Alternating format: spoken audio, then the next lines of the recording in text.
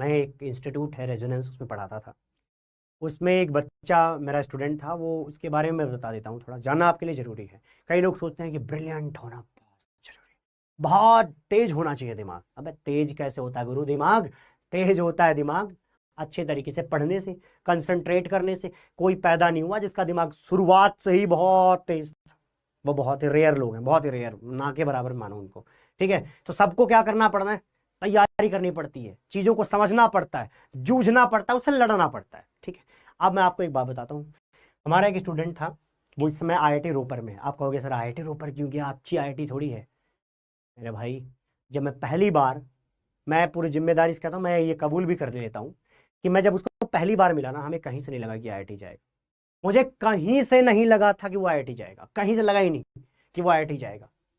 मैं गया पहले, मैं क्या होता है इंट्रोडक्शन होता है, तो इंट्रोडक्शन दिया, मैंने अपने बारे में बताया, मैंने बोल दिया कि यार मैं आईआईटी दिल्ली से पढ़ा हूँ। वो पॉइंट उसके दिमाग में क्लिक किया और वो बाहर आके एक ही चीज़ बोल रहा है, सर मेरे को आईआईटी दिल्ली जाना है। मैं कहा हाँ जाना है। मैं कहा कि तूने अब तक क्या पढ़ाई करी है और क्या क्या पढ़ा? कहा मेरे को ज़्यादा समझ में नहीं आया, मैं क्लासेस को ज़्यादातर छोड़ देता था, मैं ज़्यादातर क्लासेस को छोड़ देता, मैं समझ नहीं पाता था। मैंने बोला ये काम तूने बड़ी बड़ी गलती कर ली है, अब लोगों के नोट्स लेकर के फोटो कॉपी करा ले, जितनी मैं पढ़ा सकूंगा उतनी मैं पढ़ा दूंगा, और क्लास को ढंग से रोज पढ़ते जा।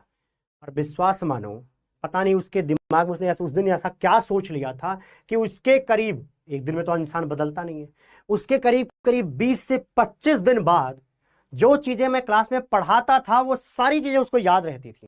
इवन दैट मैं चेक करने के लिए कि इसको आज याद है कि नहीं, ये भूल तो नहीं गया है, उसको उठा उठा करके क्लास में पूछता था कि भाई बता बता ये तुझे आया कि नहीं। सिर्फ केमिस्ट्री में इंटरेस्ट डाल रहा था मैं, उसके एक सब्जेक्ट में इंटरेस्ट आने की वजह से उसको होप नजर आने लग गई कि यार मैं आईआईटी जाऊंगा। और उस आईआईटी जाऊंगा कि जुनून ने इतना कर दिया कि वो मैथ सॉल्व करने लग गया अच्छे खासे लेवल की अगले 1 डेढ़ महीने के अंदर। हमारे जो मैथ वाले सर थे उससे मैंने उनसे मैंने जाके बोला कि सर बच्चा पढ़ना चाहता है, वो थोड़ा सा आप ज़्यादा केयर कर दिया करो। तो कहोगे, उन पर ज़्यादा ध्यान देना शुरू किया, सारे डीपीपी जो 11th के थे वो लेके आया पूरी रेजोनेंस की, इतनी मोटी मिलती है, वो सॉल्व कराया उसने खुद बैठ के। तो ये जान लो, जब नवंबर आया था ना, नवंबर तक उसने कंप्लीट 11th करा था, कंप्लीट 11th करा था, और 12th को ऐसे हल्का हल्का पढ़ा था।